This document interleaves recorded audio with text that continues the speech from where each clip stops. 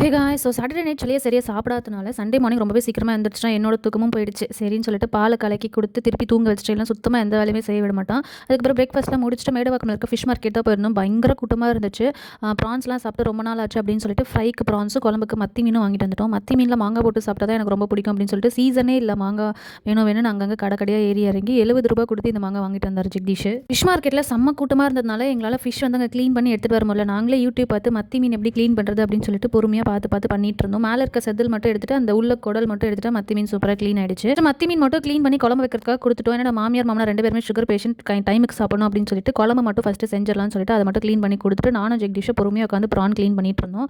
PRAN clean பண்ணும்போது கஷ்டமாக இருந்தாலும் அது பொரிச்சு சாப்பிடும்போது சரியான டேஸ்ட்டாக இருக்கும். ஸோ இன்றைக்கும் எங்களுக்கு அப்படி தான் இருந்துச்சு.